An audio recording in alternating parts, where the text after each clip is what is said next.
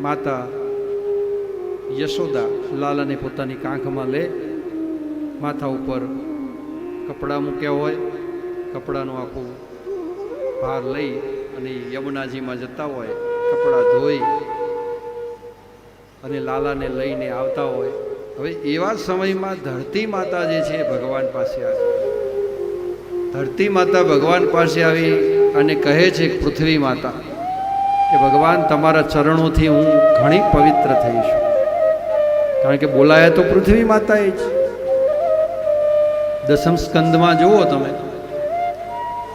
તો પૃથ્વીની અંદર ભાર એટલો બધો વધી ગયો હતો કે એ ભાર પૃથ્વી માતાથી સહન નહોતો થતો. એટલે બ્રહ્માજી પાસે ગાયનું સ્વરૂપ ધારણ કરીને જાય છે. પાછી ગાય આવીને ભગવાનના જ્યાં જ્યાં ચરિત્ર જુઓ, ગાય માતા છે. ગાય માતા એ પરમ પવિત્ર છે ને આ ગાય માતા માટે જ કથા થાય છે. પૃથ્વી માતાએ ગાય માતાનું રૂપ ધારણ કર્યું છે અને રૂપ ધારણ કરી બ્રહ્માજી પાસે જાય છે ને બ્રહ્માજીને કહે છે કે હે ભગવાન, આ પૃથ્વી ઉપર એટલા બધા અસુરો વધી ગયા છે કે એનો ભાર પણ હું સહન નથી કરી શકતો. તો બ્રહ્માજી કે મારું કામ સૃષ્ટિના સર્જનનું છે, હવે ભાર ઉતારવાનું કામ મારું નથી. જેટલા પણ છે દેવ હોય, દાનવ હોય, માનવ હોય, બધા મારા પુત્રો છે, હું કોને મારું? આ મારું કામ જ નથી. ભાર ઉતારવાનું કામ ભગવાન શ્રી હરિનારાયણનું છે. જેટલા જન્મ્યા છે એનું પાલન ને પોષણ કરવાનું કામ એમનું છે. એટલે બધા દેવોને લઈને આપણે ભગવાન પાસે જઈએ. એટલે ભગવાન પાસે ગયા, ભગવાનની સ્તુતિ કરે છે, વંદના કરે છે. ત્યારે ભગવાન ક્ષીરસાગરની અંદર શેષ શૈયા ઉપર સૂતા હોય છે, દર્શન દે છે બધાને.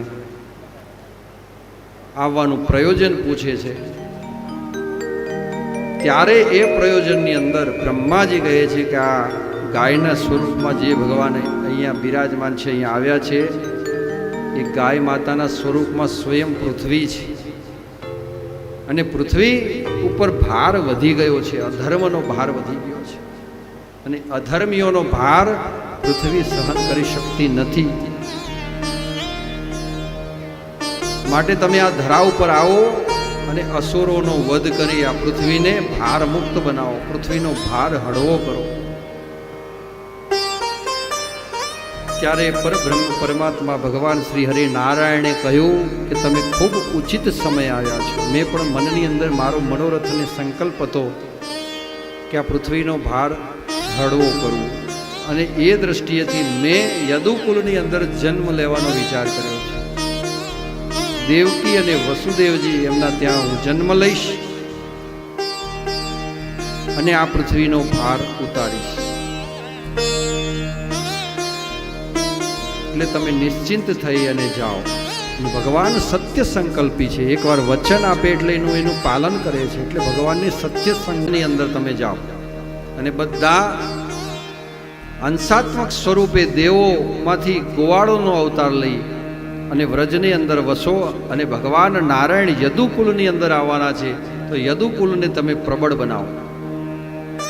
અને એવી રીતે જે બધા ગોપીઓ, ગોવાળો આ બધા આવ્યા છે, આ બધા બ્રહ્માજીની આજ્ઞાથી આવ્યા છે.